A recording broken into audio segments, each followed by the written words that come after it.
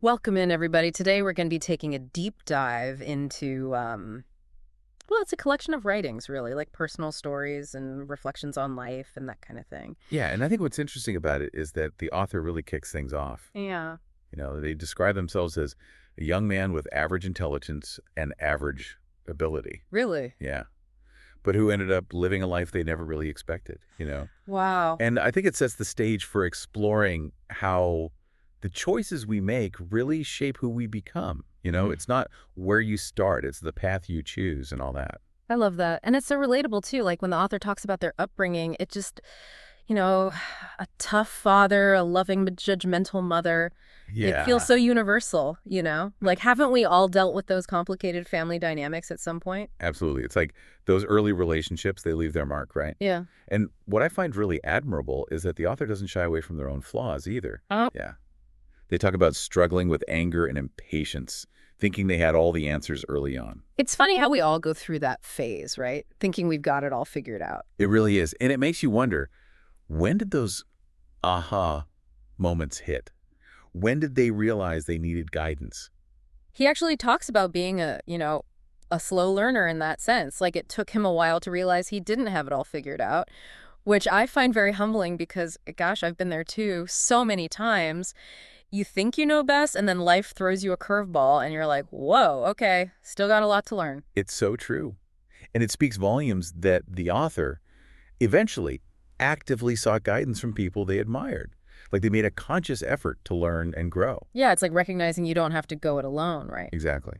And it makes me think about the people in my own life who've challenged me and helped me see things from a different perspective. Yeah. Who are some of those guiding figures for you? Ugh, that's a tough one.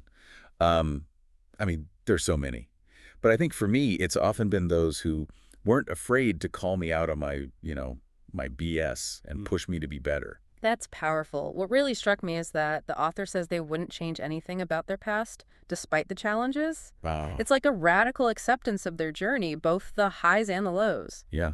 It's not about dwelling on the negative, but understanding how those experiences, even the tough ones, shaped them. It's powerful stuff. Speaking of shaping experiences, there's this recurring theme of horses in the writings. Horses. Oh, Yeah, it starts with this vivid memory from when the author was 5 years old.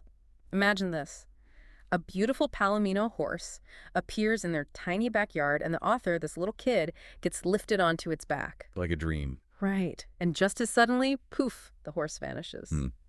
It makes you wonder about the nature of memory, Hmm. you know, the power of those early sensory experiences, how they stay with us. Yeah, I mean, do you have any early childhood memories that are still so vivid in your mind? Oh, tons. I think we all do.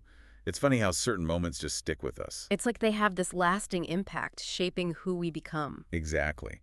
And for the author, this encounter with the horse, it seems to foreshadow a deeper yearning for connection with animals, with a sense of adventure. And it doesn't end there. When they were 9, their family moved to a new town, and guess what? The author spots horses at a nearby farm. Oh, so it's like fate intervened. Almost. They grab their bike and race over to the farm, and eventually, through some smooth talking, they end up on a pony named Misty. It's the beginning of a lifelong love affair. It really is. The author describes spending every free moment at the farm, mucking out stalls, grooming horses just to be near them. It's a stark contrast to that average self-description we heard earlier, right? Totally. It shows this incredible drive and determination, even at such a young age. I mean, they weren't just dreaming about being around horses. They were actively pursuing that passion, putting in the work. Do you think that kind of initiative is something we're born with, or can we develop it? That's a great question. I think it's probably a bit of both, right? Like some people are naturally more driven, but I also believe that determination is a muscle we can strengthen over time. It's like anything else, the more we practice it, the stronger it becomes. Makes sense. And speaking of practice, this reminds me of another story about the author at age 7 building a ladder to climb this massive tree in their backyard. What? They were like a little engineer. I know, right? The author even talks about bundling up in their grandmother's old wool coat, piecing together scraps of wood for this ladder. They felt like a little adventurer, they said. It's so endearing. What stands out to you about that story? For me, it's the resourcefulness Yeah. and that early sense of adventure. Like they were determined to reach the top of that tree no matter what. And the fact that they did it all on their own at 7 years old, That's pretty impressive. It really is. It's that can-do spirit, and it seems to run through their entire story. It's like they're not afraid to tackle challenges head on. Totally. And it brings us to one of the most powerful quotes the author includes, Theodore Roosevelt's Man in the Arena. Have you heard of it? Oh, absolutely. It's a classic. It's about celebrating the effort, the courage to show up, to keep going even when things get tough. And I think it perfectly captures the author's approach to life. They're not afraid to step into that arena, to face their fears, to strive for something meaningful, even if it means setbacks and criticism along the way. It's about embracing the journey, right? The wins and the losses, the stumbles and the triumphs. It's all part of the experience. Exactly. And I'm curious, what are some of your man in the arena moments where you really felt that sense of pushing yourself beyond your comfort zone? That's a great question. I think for me, one that comes to mind is It's fascinating, right? How these early experiences like building that ladder or connecting with horses, they seem to kind of foreshadow the author's values later on. It makes you wonder if those moments were like planting seeds, shaping their approach to life. Hmm. I think you're onto something there. It's like those experiences were laying the groundwork for their resilience and determination. Speaking of resilience, I'm really curious about your take on this Edward Abbey quote. Oh, which one? The one where he talks about being a reluctant enthusiast, a part-time crusader, a half-hearted fanatic. It's a bit of a head-scratcher, isn't it? Yeah, I can see why you'd say that. But I think that's exactly what Avi's getting at. It's like he's saying you need to find that balance between passion and detachment, committing fully to something, but not letting it completely consume you. So it's not about Yeah, being lukewarm or indifferent, but like engaging with passion but keeping a healthy distance. exactly. And I think that ties into the author's journey in a big way. They Right. talk about finding joy in simple things, connecting with nature, serving their community. It's like they've figured out how to pursue their passions without losing sight of the bigger picture. That's a great insight. It makes me think about all those areas where I might be too all in. Maybe a little more detachment would bring more balance and joy. It's worth considering, for sure.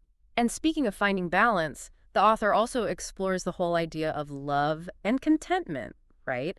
Even includes some quotes from Arthur C. Brooks. Oh, I love Arthur Brooks. What quotes? Well, he says, love is a decision, not a feeling. And the secret is not having more, it's wanting less. What do you make of those statements? Well, the first one really challenges that whole romantic notion of love. Love at first sight, swept off your feet, all that. It's like Brooks is saying love is an active choice we make, a commitment we renew every single day, even when we're not feeling those warm It's fuzzies. about showing up for the people we care about no matter what. Exactly. Even when it's tough, Yeah. even when we don't feel like it. And I think that perspective extends beyond romantic relationships, too. It's about loving our families, our friends, our community, even ourselves. And it seems like that ties into the second quote, the secret is not having more, it's wanting less. Right. It's like a direct challenge to our culture's obsession with always wanting more stuff, more achievements. It is. And it's so refreshing because Brooks is suggesting that contentment comes from finding satisfaction in what we already have, simplifying our lives, focusing on experiences and relationships, not material possessions. It's a powerful shift in perspective. It really is. And It's about appreciating what we have instead of constantly chasing what we don't. And I think that resonates with the author's philosophy, too. Remember how they talked about finding meaning in service, in connecting with their community, contributing to something larger than themselves? Absolutely. It's like they've discovered that true fulfillment comes from pouring ourselves into something meaningful, making a positive impact rather than just focusing on our own gratification. It reminds me of. It really is amazing how, as we go through these writings, you can see how the author connects all these ideas together. Yeah. Resilience, balance, love, service, like they all weave together into this philosophy of life. What are some of the big takeaways for you? I think the idea that keeps coming back to me is that we should see challenges as chances to grow. Like the author keeps saying how important it is to get in the arena and face our fears and not shy away from the hard stuff. Right, right. It's like recognizing that to grow and change, you got to get out of your comfort zone. Like that tree climbing story we talked about. It wasn't just getting to the top, it was figuring out how to get there, right? Absolutely. And it's not just those big external challenges either, is it? It's not. The author also talks about being honest about their own weaknesses and looking for guidance from others, like admitting we don't have all the answers and being open to learning from people who inspire us. It's humbling, isn't it? Like that saying, when the student is ready, the teacher will appear. I love that quote. It really makes you think about the people who have challenge your own ideas and helped you see things differently. Have you had any experiences like that where a mentor or teacher kind of came into your life at just the right time? Oh, yeah, definitely. I think we've all had those moments where someone shows up and gives you a new way of looking at things. Sometimes it's a proper mentor, but other times it's just a random encounter that changes your whole perspective.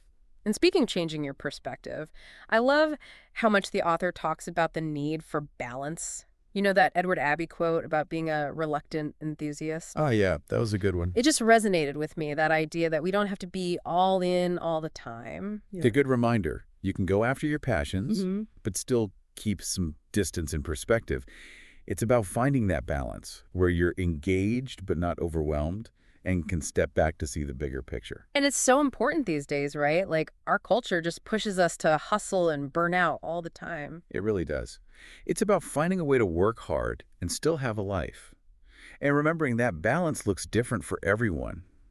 What works for one person might be crazy for someone else. It's about figuring out what you need and what works for you.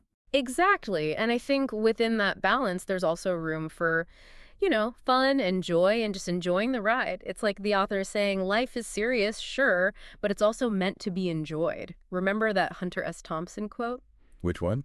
Life should not be a journey to the grave with the intention of arriving safely in a pretty and well-preserved body. But rather to skid in broadside in a cloud of smoke, thoroughly used up, totally worn out, and loudly proclaiming, "Wow, what a ride." I love that. It's like a reminder to really go for it, take risks, make mistakes, push yourself and have a good time doing it. Yeah, it's about living with passion and purpose and a sense of adventure, being willing to get messy and make a life that's so full of experiences, so full of people, that when you reach the end, you can look back and say, wow, what a ride. Couldn't have said it better myself. Yeah. As we wrap up this deep dive, I'm just feeling inspired, really energized. What about you? Me too. I think the author's given us all a lot to think about, a lot to chew on, and I hope everyone listening is feeling inspired too. What are your man-in-the-arena moments? What challenges have you faced, and what have you learned? What does it mean for you to live a life full of passion and purpose, to embrace the messy beauty of it all, and to skid into the grave totally worn out, proclaiming, wow, what a ride? We hope you'll take some time to reflect on these ideas and how they might fit into your own life journey. Thanks for joining us for this deep dive.